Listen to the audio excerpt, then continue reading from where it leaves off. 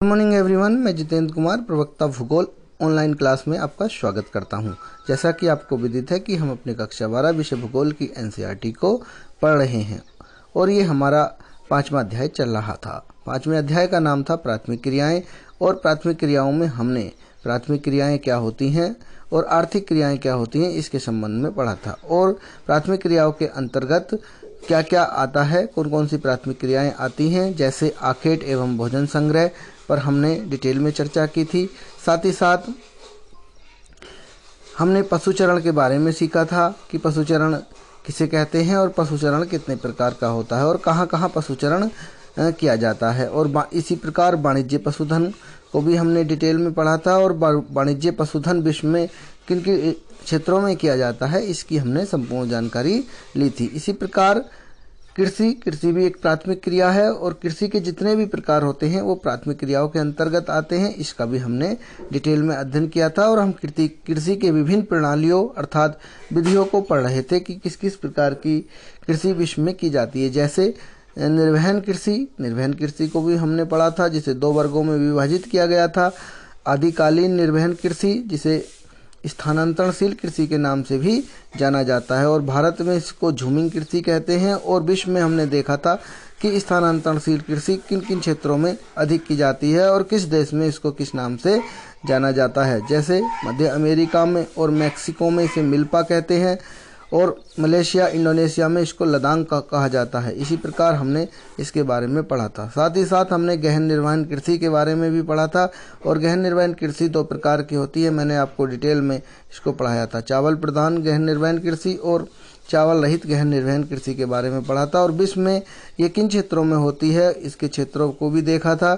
और इसी के साथ साथ देखिए रोपण कृषि के बारे में पढ़ा था कि इसमें कौन कौन सी फसलें लगाई जाती हैं, जैसे चाय है, कॉफ़ी है, कोको है, रबड़ है। इस प्रकार की फसलों को पर हमने डिटेल में अध्ययन किया था। इसी के साथ साथ विस्तृत वाणिज्य अनाज कृषि के बारे में हमने पढ़ा था कि इस तरह के कृषि किन इलाकों में होती है, किन विश्व के किन किन हिस्सों में होती है। इन सभी बातों पर चर्चा करने के बाद हमने मिश्रित कृषि को पढ़ा था, क्योंकि मिश्रित कृषि में हमने देखा था कि कृषि के साथ साथ पशुपालन को बराबर महत्व दिया जाता है। और इसी प्रकार देखिए हमने डेयरी फार्मिंग की भी बात कर ली थी। डेयरी फार्मिंग में क्या होता है कि इसमें दुधारू पशुओं को पाला जाता है और दुधारू पशुओं से दूध प्राप्त किया जाता है और उसको नज़दीकी बाज़ारों में सप्लाई कर दिया जाता है। और विश्व के वे कौन कौन से क्षेत्र थे जहाँ पर इस प्रकार डेयरी कृषि की जाती है उन पर भी हमने अपनी नज़र डाली थी। और साथ ही साथ हमने भूमध्य सागरीय कृषि के बारे में पढ़ लिया था कि भूमध्य सागरीय कृषि रसदार फलों के लिए जानी जाती है और विश्व प्रसिद्ध है। और रसदार फलों में अंगूर के लिए सबसे ज़्यादा प्रसिद्ध है। और कौन कौन सी इसमें फसलें की जाती हैं, किन किन क्षेत्रों में ये फसलें की जाती हैं, इन सभी पर हमने चर्चा कर ली थी। बहुत ही महत्वपूर्ण टॉपिक थे ये हमारे लिए। इनसे तमाम तरह के सवाल कंपटीशन में और हमारी बोर्ड की परीक्षा में भी पूछे जाते हैं। और आज का जो हमारा टॉपिक है बाजार के लिए सब्जी खेती एवं उद्यान कृषि से संबंधित है। जैसा कि आपको दिखाई दे रहा है यहाँ पर हमारा टॉपिक का नाम है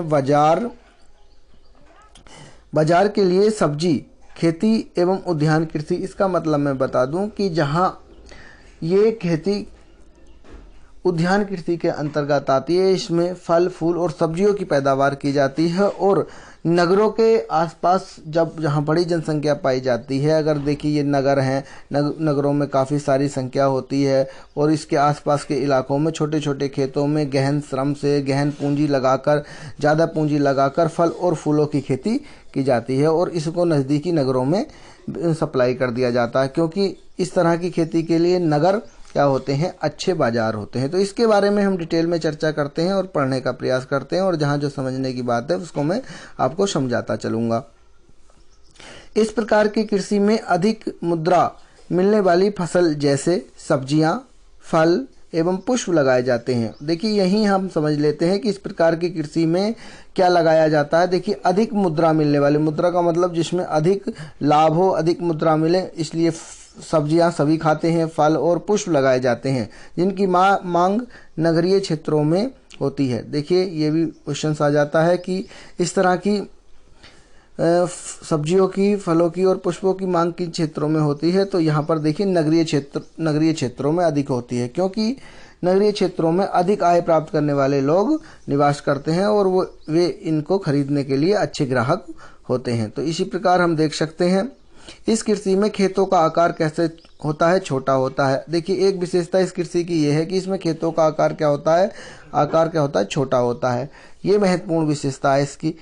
एवं खेत अच्छी यातायात साधनों द्वारा नगरीय क्षेत्रों से जुड़े रहते हैं, क्योंकि अब देखिए यातायात के साधनों का मतलब है कि परिवहन के साधन, सड़कें अच्छी होती हैं, आने जाने के लिए जो वाहन होते हैं वो अच्छे होते हैं, क्योंकि इस खेती से जो फसलें उत्पन्न होती हैं, फल होते हैं, फूल होते हैं, उनको अगर ये नगर है तो नगर तक ले जाने के लिए अच्छी देखिए सड़कों की आवश्यकता होती है, अच्छी ट्रकों की आवश्यकता होती है, अच्छी वाहनों की आवश्यकता होती है। इसीलिए इस कथन को कहा गया है। एवं खेती अच्छे यातायात साधनों के द्वारा नगरीय केंद्र जहां ऊंची आय वाले उपभोक्ता रहते हैं। अब देखिए ये कथन जो कहा गया है कि इस प्रकार की खेती को नगरीय क्षेत्रों से जोड़ दिया जाता है अच्छे परिवहन साधनों से, क्योंकि नगरों में क्या होते हैं? ऊंची आय वाले मतलब अधिक आय कमाने वाले लोग रहते हैं, जो इस प्रकार की खेती के लिए क्या होते हैं? इस प्रकार की खेती के लिए अच्छे बाजार होते हैं। बाजार का मतलब होते हैं वे खरीदार होते हैं। इसमें गहन श्रम और अधिक पूंजी की आवश्यकता होती है। एक विशेषता देखिए आप यहाँ इसकी भी देख सकते हैं। एक विशेषता है इसमें गहन श्रम और गहन पूंजी की आवश्यकता होती है। जैसा कि मैंने आपको पहले बताया है, पूंजी भी अधिक चाहिए और गहन श्रम भी चाहिए, क्योंकि मजदूरी की ज़्यादा आवश्यकता होती है। क्योंकि देखिए जब फल और फूलों और सब्जियों की खेती की जाती है तो उसमें हमको काम ज़्यादा करना पड़ता है, लेबर की ज़्यादा आवश्यकता पड़ती है। साथ ही साथ देखिए हम देखेंगे इसके अतिरिक्त सिंचाई, उर्वरक, अच्छे किस्म के बीज, कीटनाशी, हरित गृह एवं शीत क्षेत्रों में कृत्रिम ताप का भी इस कृषि में उपयोग किया जाता है। ये भी बहुत महत्वपूर्ण बात है। देखिए अधिक पूंजी चाहिए, अधिक श्रम चाहिए, साथ ही साथ इसमें देखिए सिंचाई, उर्वरक कहते हैं खादों को, अच्छी किस्म के बीज भी चाहिए ताकि अच्छी फसल हो, अच्छे फल हो, कीटनाशक दवा भी चाहिए, और साथ साथ हरित गृह या शीत क्षेत्रों में कृत्रिम ताप का होना भी महत्वपूर्ण होता है। कहने का मतलब ये है कि जिन क्षेत्रों में काफ़ी ठंड पड़ती है तो वहाँ पर क्या करते हैं लोग? एक कांच का घर बनाते हैं, और कांच के घर में क्या करते हैं? ये कांच का घर ऐसा होता है कि सनलाइट को आने तो देता है। सनलाइट का मतलब सूर्य के प्रकाश को आने देता है, और सूर्य के प्रकाश से यहाँ का जो होता है तापमान क्या हो जाता है? वो बढ़ जाता है।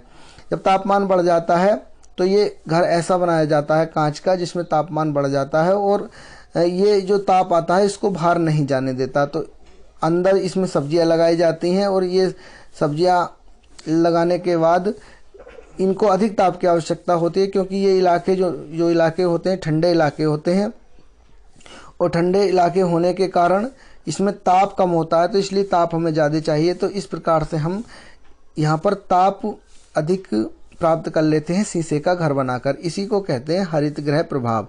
अब आप समझ गए होंगे कि हरित गृह प्रभाव क्या होता है। जहाँ शीत क्षेत्र होते हैं, जहाँ तापमान कम होता है, वहाँ भी लोग फल सब्जियाँ उगाते हैं। तो फल सब्जियाँ जो उगाने का एक तरीका है वो शीत गृह है।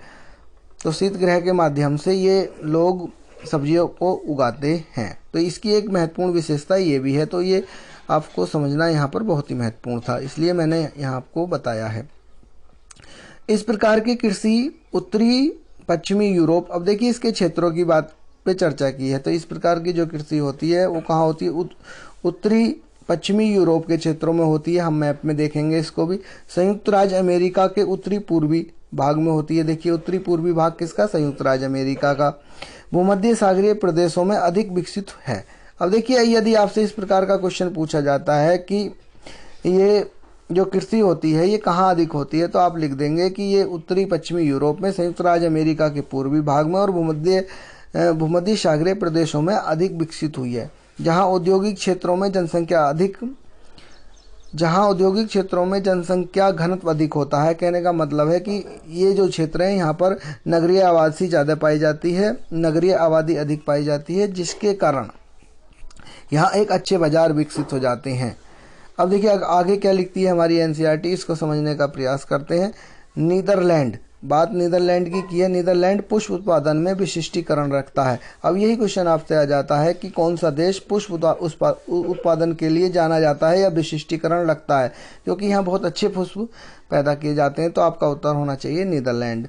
देखिए आगे लिखा है इसी के बारे में, यहाँ से बागवानी फसल विशिष्ट है। ट्यूलिप, देखिए ट्यूलिप है, ट्यूलिप एक प्रकार का क्या होता है, एक प्रकार का फूल होता है, पूरे यूरोप के शहरों में भेजा जाता है। तो देखिए नीदरलैंड का एक पुष्प है जिसका नाम है ट्यूलिप, ये पूरे यूरोप में इसकी मांग है और ये पूरे यूरोप में भेजा जाता है। जिन प्रदेशों में कृषक केवल सब्जियां पैदा करते हैं वहां को, देखिए आगे इसके बारे में लिखा है, जिन प्रदेशों में कृषक केवल सब्जियां पैदा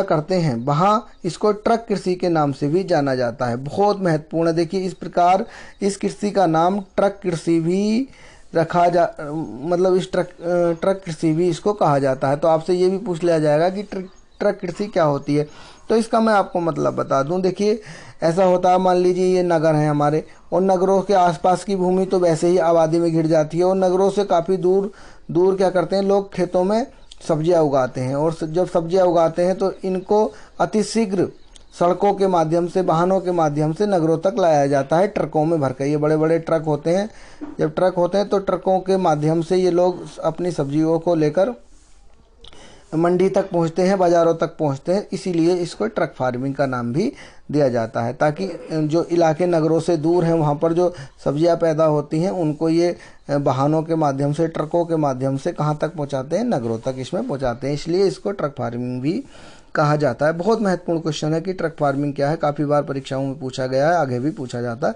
रहेगा। तो आप इस पर अपनी नज़र बनाए रखें और इसको अच्छे से समझ लें। ट्रक फार्मिंग एवं बाजार के मध्य दूरी जो एक ट्रक रात भर तय करता है, उसी आधार पर इसका नाम ट्रक फार्मिंग रखा गया। जैसा कि मैंने उपरोक्त आपको बताया है, इसी के आधार पर, क्योंकि इसमें सब्जियों को ट्रक में भर के लाया जाता है और काफ़ी दूर पूरी रात ट्रक चलते हैं और अपनी सब्जियों को नगरों तक पहुंचा देते हैं, अर्थात बाज़ारों तक पहुंचा देते हैं। इसलिए इसको ट्रक फार्मिंग के नाम से जाना जाता है। अब देखिए इसके क्षेत्रों के बारे में देख लेते हैं। पश्चिमी यूरोप एवं उत्तरी अमेरिका के औद्योगिक क्षेत्रों में उद्यान कृषि के अलावा कारखाना कृषि भी की जाती है। देखिए एक अलग प्रकार की कृषि आपको देखने मिलेगी जिसको कहते हैं कारखाना कृषि। अब मैं यहीं आपको बता दूं कि कारखाना कृषि क्या होती है। देखिए कारखाना कृषि होती है नगरों के क्षेत्रों में आपके पशु जो होता है, पशु मांस की बहुत ज़्यादा डिमांड होती है। तो पशु मांस को प्राप्त करने के लिए, केवल मांस प्राप्त करने के लिए लोग क्या करते हैं, काफ़ी बड़ी संख्या में मांस वाले जो मांस देते हैं उन पशुओं को पालते हैं। तो इसी प्रकार की कृषि को जब मांस प्राप्त करने के लिए पशुओं का पालन किया जाता है, उसी को कहते हैं कारखाना कृषि। आपके लिए देखिए नया शब्द होगा, लेकिन बहुत महत्वपूर्ण शब्द है। कई बार इसके बारे में कंपटीशन में पूछा गया है, आगे भी पूछा जाता रहेगा।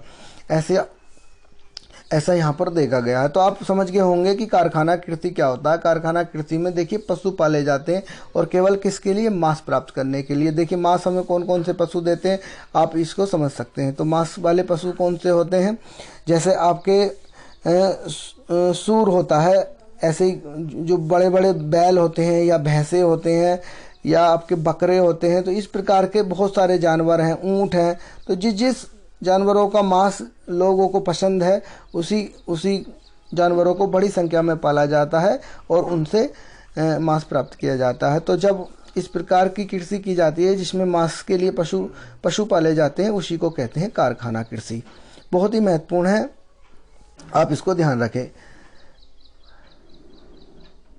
पश्चिमी यूरोप एवं उत्तरी अमेरिका के औद्योगिक क्षेत्रों में उद्यान कृषि के अलावा कारखाना कृषि भी की जाती है। इसमें पशुधन पाला जाता है, जिनमें विशेषतः गाय, बैल एवं कुकुर कहते हैं मुर्गे।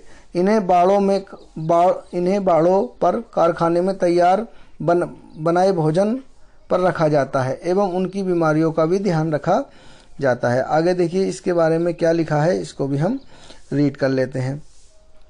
इसमें भवन निर्माण, यंत्र खरीदने, प्रकाश एवं ताप की व्यवस्था करने एवं पशु चिकित्सा के लिए बहुत अधिक धन की आवश्यकता होती है। अच्छे नस्ल का चुनाव और प्रजनन की वैज्ञानिक विधियों कुक्कुर एवं पशुपालन में महत्वपूर्ण लक्षण होते हैं। अब देखिए, क्योंकि हमें मांस प्राप्त करना होता है तो हम अच्छे प्रकार की अच्छी नस्ल के ही मुर्गे पालते हैं, अच्छी नस्ल के ही गाय बैल भैंसे पालते हैं और अच्छी नस्ल के ही हम पिग पालते हैं, सूर पालते हैं, ताकि हमें ज़्यादा से ज़्यादा मांस की प्राप्ति हो सके। और इनको पालने के लिए देखिए अच्छे भवन भी चाहिए, अच्छे प्रकाश भी चाहिए, इनके खाने पीने की अच्छी व्यवस्था हमें करनी पड़ती है। तो ये सारी बातें इस कृषि के लिए महत्वपूर्ण हो जाती हैं। आगे, कृषि करने वाले संगठन के आधार पर भी कृषि के प्रकारों का वर्गीकरण किया जाता है। कृषि संगठन कृषक का खेतों पर अपना अधिकार एवं उस पर सरकारी नीति जो कृषि में सहायक होती हैं से प्रभावित होता है। देखिए, ये अब आपका अलग टॉपिक बन जाता है। इस टॉपिक को हम अगली वीडियो में पढ़ाएंगे, ताकि क्योंकि वीडियो ज़्यादा लंबा हो जाता है, जिससे उसको अपलोड करने में परेशानी होती है। तो अब देखिए, इसमें बताया गया है कि कृषि संगठन के आधार पर भी कृषि को कई प्रकारों में बांटा गया है। जैसे देखिए, आपको लिखा हुआ दिख रहा है यहाँ पर, इस प्रकार की कृषि को जो संगठन के आधार पर सहकारी कृषि होती है, सामूहिक कृषि होती है। तो सहकारी कृषि क्या होती है, सामूहिक कृषि क्या होती है, इसकी चर्चा हम इससे अगली वीडियो में करेंगे। यहीं केवल आपको ट्रक फार्मिंग के बारे में समझाया गया है, उसी से संबंधित आपके लिए यहाँ पर क्वेश्चन आएगा। तो जितनी बातें हमने यहाँ पर समझाई हैं आपको, उनको आपको समझना यहाँ बेहद ज़रूरी था, क्योंकि इससे संबंधित सवाल अक्सर देखे जाते हैं।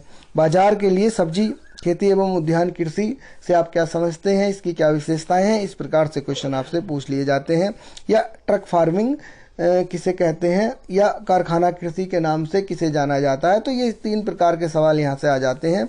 और विश्व में ऐसे कौन से बड़े क्षेत्र हैं जहाँ पर इस प्रकार की कृषि की जाती है, इस प्रकार से सवाल पूछ लिए जाते हैं। तो बस इन्हीं शब्दों के साथ इस वीडियो को यहाँ समाप्त कर रहे हैं। जय हिंद, जय भारत।